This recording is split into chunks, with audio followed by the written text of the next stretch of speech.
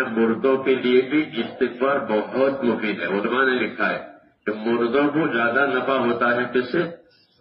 استغفار سے. تو ان کے لیے استغفار کرو اپنے مردوں کے لیے. مثال ثواب بھی ٹھیک ہے لیکن زیادہ نفع مردوں کو ہوتا ہے استغفار سے کہ ان کا بوجھ ہلکا ہو جاتا ہے گناہوں کا. ان کا گناہوں کا بوجھ ہلکا ہو جاتا ہے تو خدا نہ خواستہ وہ کسی سزا میں ہوں گے تو آپ کے استغفار سے وہ سزا میں سے چھوٹ جائیں گے. ہاں استغفار کی وجہ سے. اس لیے یہ لکھا ہے علماء نے کہ اپنے مردوں کے لیے بھی استغفار کرو کہ استغفار کا فائدہ زیادہ ہوتا ہے. ثواب جسال ثواب کا بھی ہوتا ہے فائدہ, اس کا فائدہ زیادہ ہوتا ہے.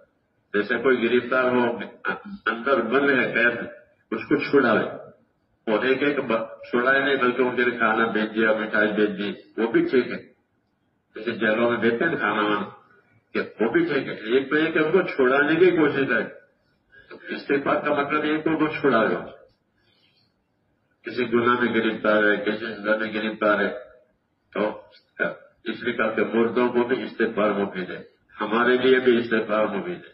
استغفار کے بعد اللہ تعالیٰ گناہ کو چھپا دیتے ہیں, پھر اس کو ذلیل نہیں کرتے. کیوں؟ پھر معافی مانگی ہے تو آپ ذلیل کرنے کا کیا مطلب ہے؟ اس لیے عبادت کے بعد بھی استغفار ہے, گناہوں کے بعد بھی استغفار اور توبہ ہے. یہ سب بندوں کے لیے ان کے کارآمد چیزیں ہیں.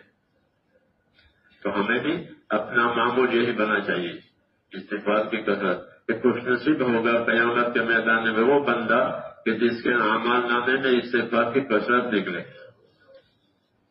ہاں, جس کے اعمال نامے میں استغفار کی کثرت نکلے.